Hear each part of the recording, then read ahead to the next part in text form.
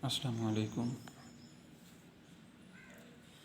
मेरी तरफ़ से तमाम सीखने वाले, सिखाने वाले, तलाश करने वाले और इल्म की प्यास बुझाने वालों को अस्सलाम वालेकुम।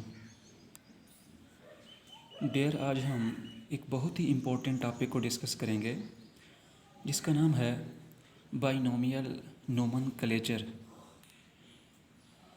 सबसे पहले हम इस टाइटल को अंडरस्टैंड करने की कोशिश करते हैं। देखिए, यहाँ पर है बाइनोमियल नोमेनक्लेचर। सबसे पहले हम देखते हैं नोमेनक्लेचर। नोमन मीन्स होता है नेम्स और क्लेचर मीन होता है टू कॉल करना।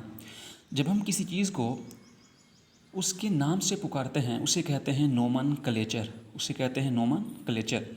लेकिन अगर हम उस नाम को यानी कि दो नामों से पुकारते हैं, bi means two, nomial means names, यानी कि जब हम किसी जानदार को, किसी प्लांट को, किसी एनिमल्स को या किसी स्पेसिफिक स्पीशीज़ को उसके दो नामों से पुकारते हैं, उस प्रोसेस को हम कहते हैं बाइनोमियल नोमेनक्लेचर। अब सबसे पहले हम देखते हैं डेफिनेशन। देखिए, binomial nomenclature is the method of giving the scientific names to the living organisms. Binomial nomenclature एक ऐसा तरीक़ाकार है जिसमें हम लिविंग ऑर्गेनिज़म को साइंटिफिक नेम्स देते हैं, जिसमें हम लिविंग ऑर्गेनिज़म को सिस्टमैटिक लॉजिकली नाम्स देते हैं। उस तरीक़ाकार को, उस सिस्टम को हम नाम देते हैं binomial nomenclature.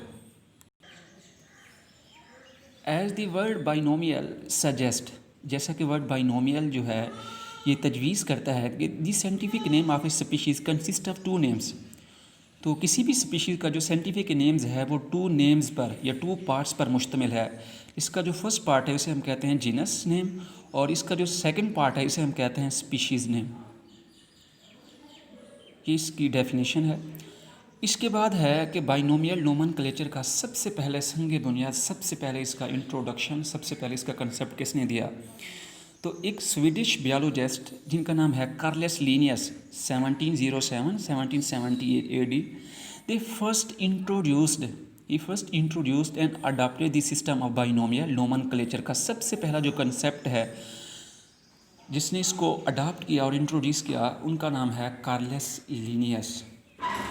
His system spread rapidly, इनका सिस्टम बड़ी तेज़ी से फैला एंड दे बिकेम पॉपुलर, और पूरी दुनिया में मशहूर हो गया। Many of his names are in use today, बहुत सारे इनके बताए गए नेम्स आज भी इस्तेमाल किए जा रहे हैं। अब ये सेकंड हमारे पास क्वेश्चन है, ये इसका सेकंड पार्ट है, वो ये है कि बाइनोमियल नोमेनक्लेचर के कुछ रूल्स दिए गए हैं और ये भी शॉर्ट क्वेश्चन आपसे पूछ सकते हैं कि write down the rules of binomial nomenclature. देखिए, जब हम किसी जानदार को साइंटिफिक नेम्स देते हैं तो नाम देने के लिए कुछ रूल्स हैं, कुछ क्राइटेरिया है जिसे फॉलो करके हम किसी भी जानदार को साइंटिफिक नेम्स देते हैं। सबसे पहला रूल ये है कि scientific names are usually printed in italic. देखिए, जब हम साइंटिफिक नेम्स को किसी कंप्यूटर में प्रिंट कर रहे होते हैं तो हम उसे थोड़ा सा इटैलिक मीन उसको थोड़ा सा हम तिरछा करके लिखते हैं, थोड़ा सा हम उसको टेढ़ा या तिरछा करके लिखते हैं। जैसे आप यानी कि ये दिया गया है सच एज होमो सैपियंस, होमो सैपियन, तो ये साइंटिफिक नेम है इंसान का। व्हेन हैंड रिटन, लेकिन जब हम उसे हाथ से लिखते हैं, दे आर अंडरलाइंस, तो हम नीचे से उसे क्या करते हैं, अंडरलाइन करते हैं, और साइंटिफिक नेम को हम अलग अलग अंडरलाइन करते हैं। यानी कि ये होमो को अलग अंडरलाइन करेंगे और सैपियंस को अलग अंडरलाइन करेंगे। अब दूसरा रूल ये है कि साइंटिफिक नेम का जो फर्स्ट पार्ट होता है उसे हम कहते हैं जेनरिक नेम, जो हमेशा जो है वो कैपिटल लेटर से स्टार्ट होता है। जबकि साइंटिफिक नेम का जो सेकंड पार्ट है, जो स्पीशीज़ नेम है, वो इज़ नेवर कैपिटलाइज्ड, यानी कि ये हमेशा जो है वो स्मॉल लेटर में लिखा जाता है, यहाँ तक कि वो प्रॉपर नेम ही क्यों ना हो। अब तीसरा रूल ये है कि साइंटिफिक नेम जो है वो आम तौर पे अगर वो फर्स्ट टाइम यूज़ हो रहा है तो हम उसे कंप्लीट लिखते हैं, लेकिन अगर वही साइंटिफिक नेम्स जो है वो बार बार रिपीट हो रहा होता है तो फिर हम जो हमारे पास जीनस है उस जीनस का जो फर्स्ट लेटर होता है उसे हम कैपिटल लिखते हैं और स्पीशीज़ जो है उसका हम नाम कंप्लीट लिखते हैं। जिस तरीके से हमारे पास है एस्चेरिशिया कोलाई, तो ये एक बैक्टीरिया है, इसे हम लिखते हैं E.coli। ठीक है, जब हम रिसर्च जो है वो पेपर पब्लिश करते हैं तो उसमें एक अगर साइंटिफिक नेम जो है वो फर्स्ट टाइम यूज़ हो रहा है तो हम उसे कंप्लीट लिखते हैं, लेकिन अगर वही साइंटिफिक नेम बार बार इस्तेमाल हो रहा होता है तो हम क्या करते हैं कि जीनस का फर्स्ट लेटर लिखते हैं और स्पीशीज़ का हम कंप्लीट नाम लिखते हैं।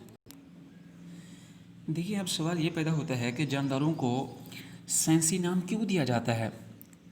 देखिए, ये इंसान की खसलत, उसकी आदत और उसकी नेचर में शामिल है कि वो चीज़ों को नाम देना चाहता है ताकि वो उन चीज़ों या उन जानदारों की खसूसियात के बारे में आसानी से जान सके। ये काम सदियों से चला आ रहा है, लेकिन पुराने ज़माने में चीज़ों को नाम देने के लिए कोई ख़ास तरीक़ेकार इस्तेमाल नहीं किया जाता था। लोग अपने मज़हब, अपने अक़ीदे और अपने बज़ाहिर नज़रिए के मुताबिक किसी भी जानदार को नाम देते थे। हर इलाके के अपने अपने जानदारों के नाम देने के तरीक़ाकार थे। एक चीज़ के सैकड़ों नाम और सैकड़ों चीज़ों के हज़ारों नाम थे, जिनको याद रखना लोगों के लिए ये मुश्किल टास्क था। फिर एक ऐसे सिस्टम की ज़रूरत पेश आई जिसमें साइंसदानों के लिए रिसर्च करना बहुत ही आसान हो, तो उसके लिए एक सिस्टम दिया गया जिसे हम कहते हैं बाइनोमियल नोमेनक्लेचर। अब हम देखें तो बायोलॉजिकल रिसर्च कॉमन नेम्स काज मैनी प्रॉब्लम्स, तो आम नाम जो हैं वो बहुत से मसाइल पैदा करते हैं। Different regions have different name for the same organism, एक ही जानदार के डिफरेंट रीजन्स में डिफरेंट नेम्स हैं। अब हमें सबसे पहले एक एग्जांपल दी गई है। For example, the common name of onion in Urdu is pyaz. Onion का जो उर्दू में नाम है वो प्याज है, but in different regions of Pakistan, लेकिन पाकिस्तान के डिफरेंट रीजन्स में it is also known as ganda, बैसल और वसल, यानी कि इसे गेंडा, बैसल और वसल के नाम से पुकारा जाता है। इन अदर कंट्रीज़, दूसरे ममालिक में, it has other sets of name, इसके और दूसरे नाम हैं। In science it is known with a single name which is known as allium cepa, लेकिन साइंस में इसका एक ही साइंटिफिक नेम है जिसे हम कहते हैं एलियम सीपा। अब इसकी जो दूसरी एग्जांपल है, in some cases different organisms are called by the same common name. अब दूसरी जो इसकी एग्जांपल है वो ये है कि डिफरेंट ऑर्गेनिजम्स को एक ही नाम से पुकारा जाता था। For example, the name black bird. अब देखिए, ब्लैक बर्ड जो नेम है is use for crow as well as for raven, यानी कि ये क्राउ के लिए भी और इसके अलावा रेवियन के लिए भी इस्तेमाल किया जाता था। हालांकि हमारे पास जो क्राउ है इसका एक अलग साइंटिफिक नेम है कर्वस स्प्लेंडेंस, और जो रेवियन है इसका एक अलग जो है वो साइंटिफिक नेम है जिसे हम कहते हैं कर्वक्स कोरैक्स। अब दूसरी एग्जांपल ये, common names have no scientific base. Common names की कोई भी साइंसी बुनियाद नहीं है। For example, a fish is a vertebrate animal. Fish जो कि एक वर्टिब्रेट एनिमल है जिसके पास क्या होते हैं, फिन्स और गिल्स होते हैं। देखें, वर्टिब्रेट वो होते हैं जिनमें वर्टिब्रल कॉलम होता है, फिन्स जिसके थ्रू फिशेस क्या करती हैं, मूव करती हैं, और गिल्स जिसके थ्रू जो फिशेस हैं वो क्या करती हैं, अपना सांस लेती हैं। But several common name of silverfish, crayfish, jellyfish and starfish do not fit the biologist definition of fish. तो ये जो डिफरेंट टाइप्स हैं फ़िश की, ये बियोलॉजिस्ट की जो डेफिनेशन है फ़िश की उसके मुताबिक ये कंप्लीट नहीं उतरती। तो to avoid all these confusions, तो इन तमाम मसाइल से बचने के लिए, कौन से मसाइल हैं कि जो कॉमन नेम्स हैं ये बहुत से मसाइल पैदा करते हैं, क्योंकि एक ही जानदार के हज़ारों नेम्स होते हैं या एक ही जानदार के सैकड़ों नाम्स होते हैं या डिफरेंट जानदारों के एक ही नेम होते हैं।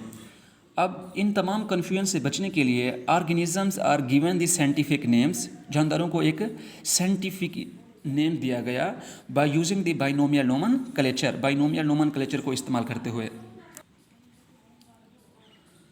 The value of this system is due to its wide separate and the stability of its name. अब ये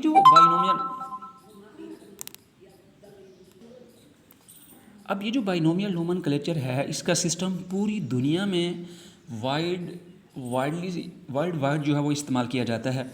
इन binomial nomenclature every species can be unambiguously identified with 2 word. हर एक स्पीशीज़ को 2 वर्ड से पहचाना जाता है। Same name can be use all over the world in all languages. देखिए पूरी दुनिया में तमाम लैंग्वेजेस में स्पेसिफिक जानदार के लिए एक साइंटिफिक नेम इस्तेमाल किया जाता है। Avoiding the difficulty of translation की डिफ़िकल्टी से बचने के लिए उनका एक ही साइंटिफिक नेम इस्तेमाल किया जाता है। अब हमें कुछ एग्जांपल दी गई हैं।